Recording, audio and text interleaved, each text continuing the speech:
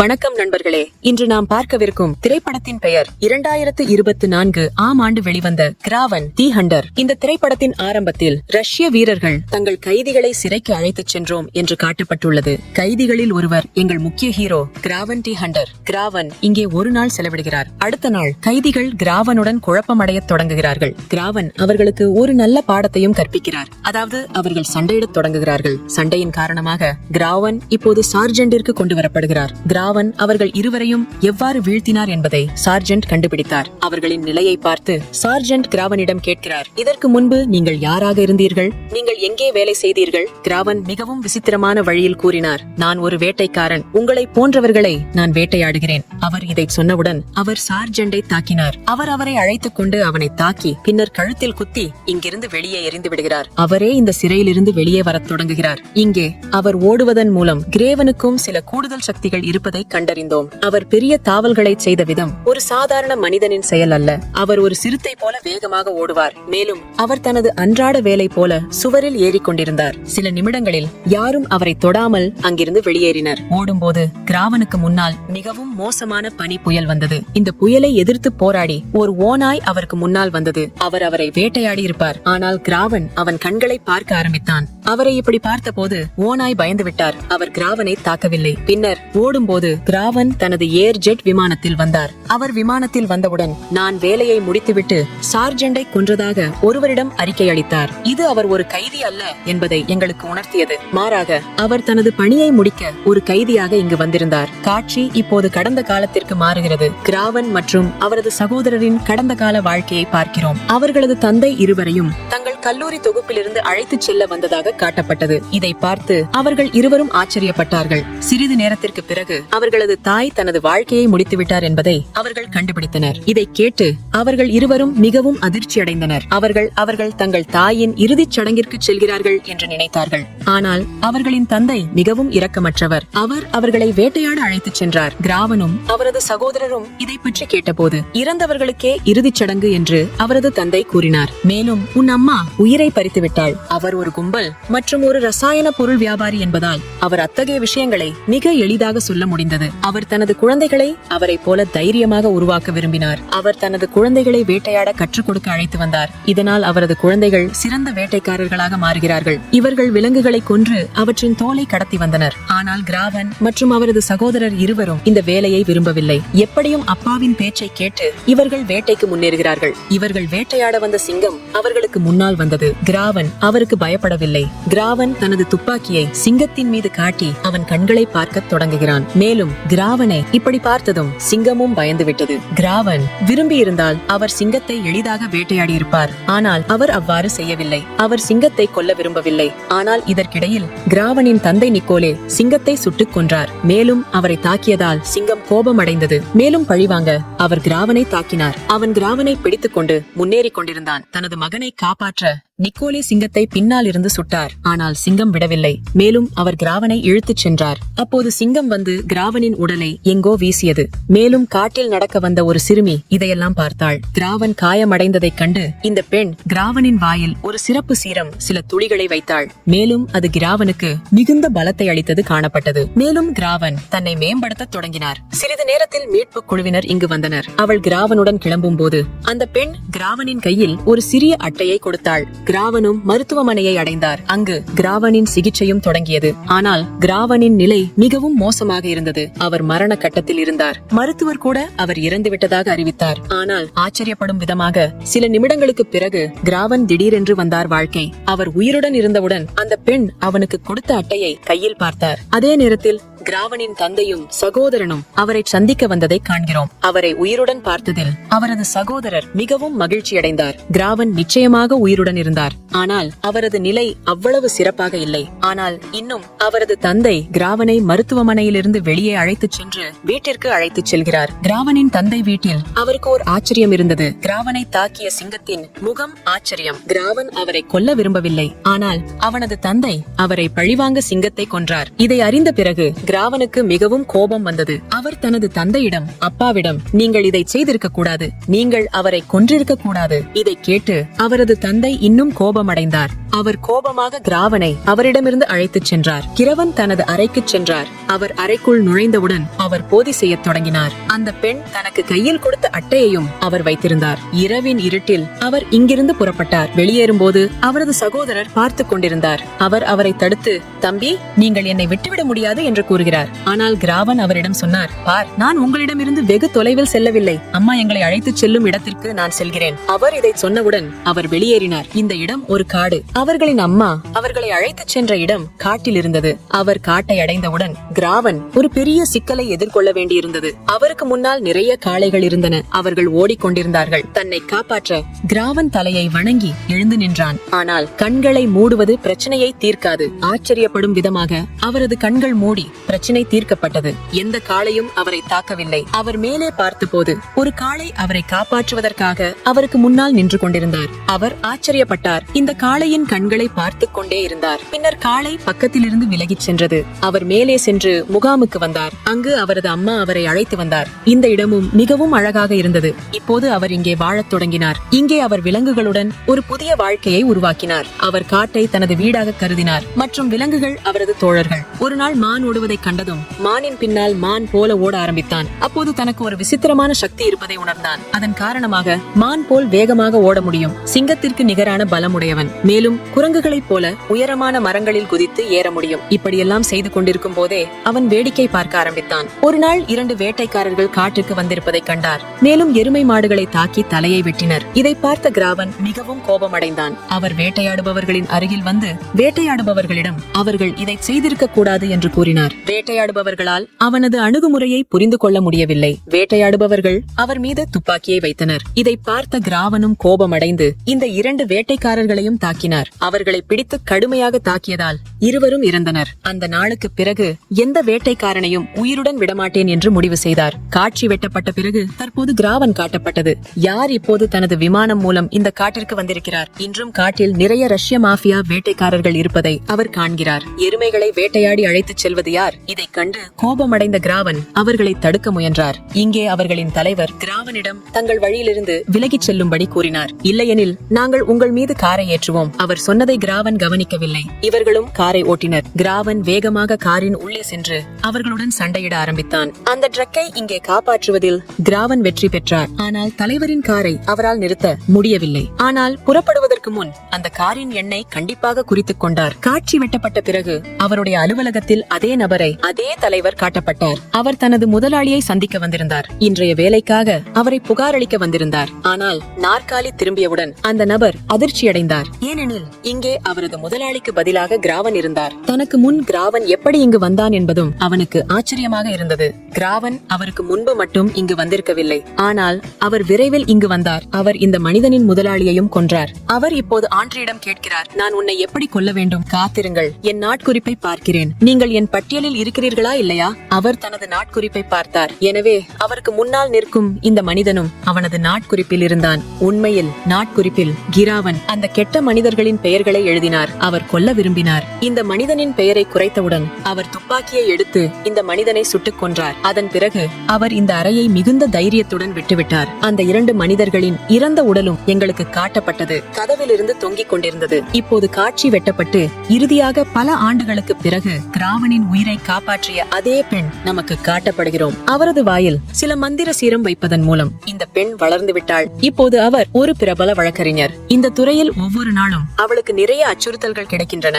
அவளுக்கு நிறைய எதிரிகள் உள்ளனர். ஆனால் எப்படி இருந்தாலும் எங்கள் ஹீரோ கிராவன் இங்கே நுழைகிறார். அந்த நேரத்தில் இந்த வழக்கறிஞர் தனது நண்பரின் இறுதி சடங்கில் இருந்தபோது இங்கு வந்த பிறகு, உங்கள் நண்பரின் குற்றவாளியை நான் கொன்றேன் என்று கிராவன் அவளிடம் சொன்னான். உங்கள் நண்பரை பாலியல் பலாத்காரம் செய்து கொன்ற அந்த ரஷ்ய சார்ஜென்ட்டை நான் கொன்றேன். இதை கேட்ட பிறகு அவள் அதிர்ச்சியடைந்தாள். கிராவன் உண்மையை சொல்லும் போது அவளால் அதை நம்ப முடியவில்லை. அவள் வீட்டிற்கு சென்றாள். அவள் வீட்டிற்கு சென்றவுடன் அவள் கொஞ்சம் ஆராய்ச்சி செய்தாள். கிராவன் சொன்னது முற்றிலும் உண்மை. ஹண்டர் என்ற நபர் தனது நண்பரின் கொலைகாரனை கொன்றார். இதன் மூலம் ஹண்டர் எங்கள் கிராவனை தவிர வேறு யாருமல்ல என்பதை அவள் அறிந்தாள். வக்கீல் தனது குழந்தை பருவத்தில் கையில் வைத்திருந்த வழக்கறிஞருக்கு அந்த அட்டையையும் கிராவன் காட்டியிருந்தார். இதை பார்த்த பிறகு அந்த சிறுவன் இன்று வரை அவளை நினைவில் வைத்திருந்தாள் என்று அவள் அதிர்ச்சியடைந்தாள். இப்போது அந்த பெண் கிராவனிடம் கூறுகிறார், நீங்கள் எல்லா மாஃபியாக்களையும் கொன்ற வேட்டைக்காரர், ஆனால் என் கருத்துப்படி நீங்களும் ஒரு குற்றவாளி, நீங்களும் கொலை செய்கிறீர்கள். இதற்கு பதிலளிக்கும் விதமாக கிராவன் கூறினார், எனக்கு கவலை இல்லை. இப்போது அவர் தனது நாட்குறிப்பை வெளியே எடுத்து வழக்கறிஞருக்கு கொடுக்கிறார். நீங்கள் இந்த துறையில் இருக்கிறீர்கள் என்று அவளிடம் சொல்கிறது. ஒவ்வொரு நாளும் உங்கள் நீதிமன்றத்தில் இருந்து குற்றவாளிகள் விடுவிக்கப்படுகிறார்கள். அந்த குற்றவாளிகளின் பெயர்களை நீங்கள் எழுத வேண்டும் என்று நான் விரும்புகிறேன் இந்த நாட்குறிப்பு. அதனால இந்த உலகத்திலிருந்து அந்த கெட்டவர்கள் அனைவரையும் நான் அழிக்க முடியும். விருப்பமின்றி இந்த வழக்கறிஞர் அந்த நாட்குறிப்பை எடுத்திருந்தார். காட்சி வெட்டப்பட்ட பிறகு இப்போது ரைனோ என்ற மனிதருக்கு அறிமுகப்படுத்தப்பட்டுள்ளோம். யார் ஒரு மாஃபியா? அவர் எல்லா வகையான மோசமான விஷயங்களிலும் ஈடுபட்டுள்ளார். இப்போது இங்கே அதிர்ச்சியூட்டும் செய்தி என்னவென்றால், அவரது மிகப்பெரிய எதிரி ஒரு குண்டர்களாக இருந்தவர் ஒருவரால் கொல்லப்பட்டார். இதை அறிந்தவர் ஆச்சரியப்பட்டார். அந்த நபரை கொல்லும் அளவுக்கு யார் தைரியமாக இருந்திருக்க முடியும்? அவனுடைய எதிரியின் மரணத்திற்கும் அவனுக்கு எந்த தொடர்பும் இல்லை. ஆனால் இப்போது அவர் தனது மனிதரிடம் நம் எதிரியை கொன்ற மனிதருடன் கைகோர்த்து கொள்ள வேண்டும் என்று கூறுகிறார். இல்லையெனில் ஒரு நாள் அவர் எங்களுக்கு வேலை செய்வது கடினம். அதனுடன் ரைனோ தனது எதிரியின் வியாபாரத்தை எடுத்துக் கொள்ள விரும்பினார். அவர் தனது எதிரியின் ஆட்களை சந்திக்க சென்ற போது அவர் கோபத்தில் காண்டாமிருகத்தை சுட்டுக் கொன்றார்.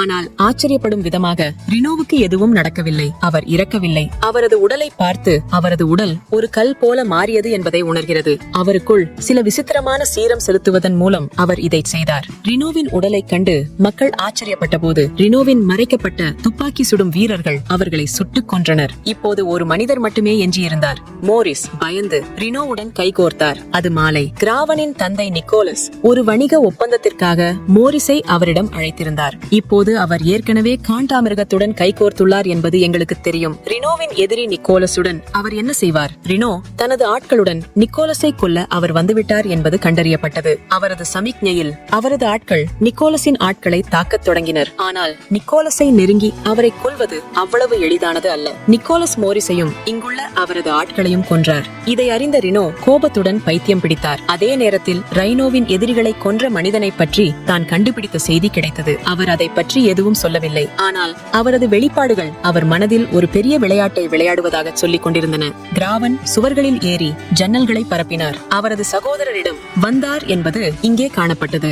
ஏனென்றால் இன்று அவனுடைய அண்ணனின் பிறந்த நாள். அதை அவர்கள் அப்பாவின் பட்டியில் கொண்டாடுகிறார்கள். அவர்கள் கொண்டாடும் போது அவர்களின் அப்பாவும் இங்கு வந்தார். அவனுடைய அப்பா அவனிடம் சொன்னார், மகனே, நாங்கள் குடும்பம். ஏன் எங்களை விட்டு இவ்வளவு தூரம் சென்றாய்? நீங்கள் எங்களுடன் வந்து வாழ வேண்டும். ஆனால் அவரது வார்த்தைகள் கிராவனில் எந்த விளைவையும் ஏற்படுத்தவில்லை. எப்படி இருந்தாலும் அவர்கள் தங்கள் விருந்தில் மகிழ்ந்தனர். அதன் பிறகு கிராவன் தனது சகோதரனை விட்டு வெளியேற வீட்டிற்கு வந்தார். ஏனெனில் அவரது சகோதரர் குடிபோதையில் இருந்தார். அவர் திரும்பிச் செல்வதற்கு முன் நின்றார். ஆனால் அவரது சகோதரர் அவரை தடுத்தார். அவனால் மறுக்க கூட முடியாத வகையில் அண்ணன் சொல்வதை கேட்டுவிட்டு சோஃபாவில் தூங்கினான். ஆனால் அவர் காட்டில் வாழ பழகிவிட்டார். அவர் எப்படி சோஃபாவில் தூங்க முடியும்? அவர் தோட்டத்திற்கு சென்று அங்கேயே தூங்கினார். காலையில் எழுந்ததும் அண்ணனை எழுப்ப சென்றான். ஆனால் அவர் என்ன பார்க்கிறார்? அண்ணன் படுக்கையில் இல்லை என்று. மேலும் படுக்கையில் இரத்தம் உள்ளது. அதாவது யாரோ அவரது வீட்டிற்குள் நுழைந்து அவரது சகோதரனை கடத்தி சென்றுள்ளனர் என்பது தெளிவாகிறது. கடவுளுக்கு நன்றி, அவர்கள் வெகு தூரம் செல்லவில்லை. கிராவனின் கண்கள் அவர்கள் மீது விழுந்தன. கிராவன் தனது சகோதரனின் அறையிலிருந்து கட்டிடத்தின் அடிப்பகுதிக்கு குதித்து அவர்களை துரத்த ஆரம்பித்தான். கிராவன் இப்போது அவர்களின் காரை நிறுத்த முயன்றான். காரின் முன்பக்க கண்ணாடியை உடைக்க முயன்றார். ஆனால் அது குண்டு துளைக்காததாக இருந்தது. ஜன்னலையும் உடைக்க முயன்றார். ஆனால் துரதிர்ஷ்டவசமாக அவர் ஒரு காரில் இருந்து கீழே விழுந்தார். மேலும் காரை ஓட்டிக்கொண்டே அவரது சகோதரனை அழைத்துச் சென்றனர். அவர்கள் முன்னால் சென்றபோது ஹெலிகாப்டரில் எங்கெங்கோ அவனுடைய சகோதரனை அழைத்துச் சென்று கொண்டிருந்தார்கள். தனது சகோதரனை காப்பாற்ற கிராவன் அருகிலுள்ள கப்பலில் இருந்து கயிறு ஏணியில் ஏறி ஹெலிகாப்டரில் ஏற முயன்றார். ஆனால் ஹெலிகாப்டரின் வேகம் அவரது திட்டத்தை தோல்வியடைய செய்தது. மேலும் அவர் தண்ணீரில் விழுந்தார். கவலையுடன் கிராவன் வழக்கறிஞரிடம் வந்து முழு கதையையும் கூறுகிறான். ஒருவன் தன் சகோதரனை எப்படி கடத்தினான், அவரது சகோதரனை கடத்தியவர்களை பற்றி வழக்கறிஞர் கண்டுபிடிக்க வேண்டும் என்பதற்காக அவர் வந்தார். அவரை பொறுத்தவரை வழக்கறிஞர் கண்டுபிடித்து அவரது சகோதரர் எங்கே இருக்கிறார் என்பதையும் கூறுகிறார். கடத்தல்காரர்களும் மாஃபியாக்கள் என்பதை கிராவன் தனது அப்பாவிடமிருந்து கண்டுபிடித்தார். மேலும் பணத்திற்காக அவரது சகோதரரை கடத்தி சென்றுள்ளனர். அவன் அப்பாவிடம், என்ன பிரச்சனை? கொடுங்கள் அவர்களுக்கு பணம். அவரது அப்பா சொன்னார், நான் அவர்களுக்கு பணம் கொடுத்தால் அவர்கள் என்னை பலவீனமாக கருதுவார்கள். நான் பலவீனமாக நிரூபிக்க விரும்பவில்லை. என் மகன் இதில் இறந்தாலும் கூட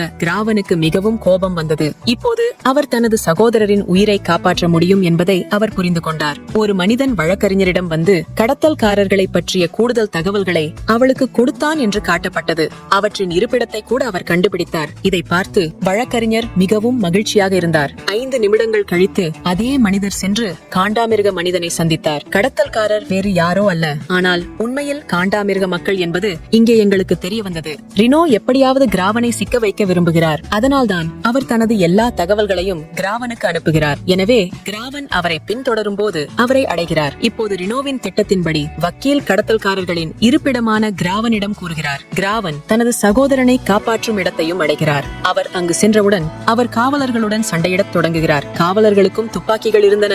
ஆனால் இன்னும் கிராவன் ஒரு காலத்தில் 2 காவலர்களுடன் சண்டையிட முடிந்தது. அவர் 2 காவலர்களை கொன்று அவர்களின் துப்பாக்கி சுடும் நபரை அழைத்துச் செல்கிறார். அவர் மீதமுள்ள மக்களை கொன்று அறையை அடைகிறார். அங்கு அவரது சகோதரர் கடத்தப்பட்ட பின்னர் வைக்கப்பட்டார். அவர் தனது சகோதரரை விடுவிப்பதற்கு முன்பு அவர் அவர்களின் தலைவருடன் சண்டையிடத் தொடங்குகிறார். சண்டையிடும் போது அவர் ஜன்னலுக்கு அருகில் இருந்த போது இவை அனைத்தும் அவருக்கு ஒரு பொறி என்பதை அவர் உணர்ந்தார். ஏனென்றால் அவர் ஜன்னல் உடைந்தது. அவர்கள் கீழே விழுந்தார்கள். அவர்கள் கீழே விழுந்தவுடன் நிறைய பெரிய கற்கள் அவர்கள் மீது வீசப்பட்டன. கிராவனும் அவரது மனிதனும் கொல்லப்பட்டிருக்க வேண்டும் என்று ரைனோ உணர்ந்தார். அவர் இறந்தவுடன் ரினோ மிகவும் மகிழ்ச்சியாக இருந்தார். அவர் சத்தமாக சிரித்துக் கொண்டிருந்தார். அவர் கிராவனின் சகோதரரையும் விட்டு வெளியேறுகிறார். இப்போது கிராவனை பற்றிய உண்மையை அவரிடம் சொல்கிறது. கிராவன் அந்த வேட்டைக்காரர். அவர் அனைத்து மாஃபியாக்களையும் கெட்டவர்களையும் கொன்று விடுகிறார். காட்சி வெட்டப்பட்ட பிறகு கிராவன் இலைகளின் கீழ் இறந்து விட்டாரா அல்லது இன்னும் உயிருடன் இருந்திருந்தால் 2 பேர் சரிபார்க்க சென்று விட்டார்கள் என்று காட்டப்பட்டது. ஆச்சரியப்படும் விதமாக கிராவன் இன்னும் உயிருடன் இருந்தார். அவரது சக்திகள் அதன் பின்னால் மறைக்கப்பட்டன. அவர் போராடுகிறார். இந்த 2 மனிதர்களுடன் அவர்களை கொன்று விடுகிறார். மேலும் அவர்களின் துப்பாக்கியை எடுத்துக்கொண்டு வெளியே செல்கிறார். நடந்து செல்லும் போது வழக்கறிஞரை அழைத்து இது மாஃபியாக்கள் தன்னை பிடிக்க வைத்த பொறி என்று கூறினார். மாஃபியா இப்போது உங்களை பின்தொடர்கிறது, சீக்கிரம் இங்கிருந்து போ. மாஃபியா ஆட்கள் வருவதற்கு முன் வழக்கறிஞரும் தனது அலுவலகத்தை விட்டு வெளியேறுகிறார். ஒரு விமானம் மூலம் அவள் கிராவன் சொன்ன பகுதிக்கு வருகிறாள். இந்த நேரத்தில் கிராவன் அவளை தனது காட்டிற்கு அழைத்தான். எந்த பகுதி பாதுகாப்பானது? அவர்கள் தனது முகாமை நோக்கி நடந்து கொண்டிருந்த போது ஒரு சிறுத்தை திடீரென புதர்களுக்கு வெளியே வந்து கிராவனை தாக்கியது. கிராவன் இந்த விஷயங்களுக்கு பயன்படுத்தப்பட்டார். தானும் சிறுத்தையை போல் சிறுத்தையுடன் சண்டையிட்டான். அவனுடைய தைரியத்தை கண்டு சிறுத்தை பயந்து போய்விட்டது. வக்கீல் அவனுடைய தைரியத்தாலும் வலிமையாலும் ஈர்க்கப்பட்டார். காட்சி வெட்டப்பட்ட பிறகு எங்களுக்கு ரினோவின் அலுவலகம் காட்டப்பட்டது. கிராவன் இன்னும் உயிருடன் இருப்பதாகவும் அவர்களின் பிடியில் இருந்து தப்பித்து விட்டதாகவும் அவருக்கு செய்தி கிடைத்தது. மாஃபியாக்கள் கிராவனை எங்கு கண்டுபிடித்தார்கள் என்பதை கண்டுபிடிக்க நிறைய உளவாளிகளை வைத்தனர். பின்னர் ஒரு உளவாளி அவரிடம் வந்து ஒரு பூவை கொடுத்தார். இது அவர் கண்டுபிடித்த ஒரு காட்டு மலர். அங்கு அவர்கள் கிராவனை இலைகளுக்கு அடியில் புதைத்தனர். கிராவன் காட்டில் வசிக்கிறார் என்பதை இதிலிருந்து யூகிக்க முடியும் என்று உளவாளி கூறுகிறார். மேலும் இந்த மலர் காட்டில் எங்கு காணப்படுகிறது என்பது எனக்கு நன்றாகவே தெரியும். இதன் பொருள் மாஃபியாக்கள் இப்போது கிராவன் இருக்கும் இடத்தை கண்டுபிடித்துள்ளனர். கிராவனிடம் வக்கீலுடன் காட்டில் காட்டப்பட்ட போது அவன் அவளிடம் கேட்கிறான், சிறு வயதில் நீ கொடுத்த மருந்து இன்னும் உன்னிடம் இருக்கிறதா? எங்கிருந்து கிடைக்கும் தெரியுமா?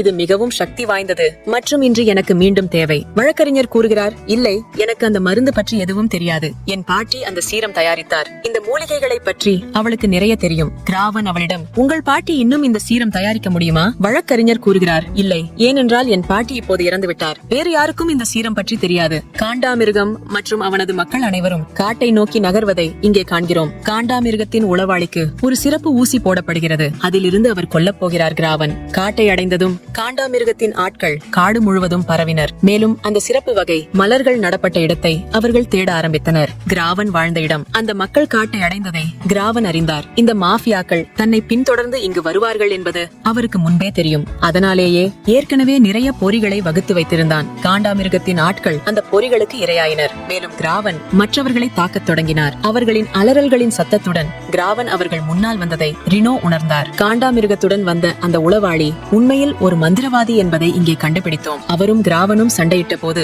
அவர் தனது மந்திரத்தால் தப்பித்துக் கொண்டார். மேலும் தனது மந்திரத்தால் தந்திரமாக அந்த மனிதன் அந்த விஷ ஊசியை கிராவனின் உடலில் செலுத்தினான். அதனுடன் அவர் கிட்டத்தட்ட இறந்திருப்பார். இந்த மந்திரவாதி இப்போது விழுந்த கிராவனில் சுடப்போகிறார். ஆனால் அதற்கு முன் குண்டு வெடிக்கும் சத்தம் கேட்டது. வழக்கறிஞர், இந்த நபரை பின்னால் இருந்து தாக்கி கொலை செய்ததை நாங்கள் கண்டுபிடித்தோம். அதன் பிறகு அவள் காயமடைந்த கிராவனிடம் வந்தாள். இறக்கும் தருவாயில் இருந்தார். சரியான நேரத்தில் இந்த பெண் தனது பாட்டி செய்த அதே சீரம் கொடுத்தார். முதலில் இந்த சீரம் தன்னிடம் இல்லை என்று போய் சொன்னாள். அவளுக்கு இந்த சீரம் இருந்தது. அதன் உதவியுடன் அவள் இந்த முறையும் கிராவனின் உயிரை காப்பாற்றினாள். எப்படியும் அந்த மருந்தை உட்கொண்ட பிறகு கிராவன் சுயநினைவு திரும்பினார். மேலும் அவர் மீண்டும் உயிர் பெற்றார். அவர் உயிர் பெற்றது மட்டுமல்ல, அவரது காயங்கள் அனைத்தும் மாறின.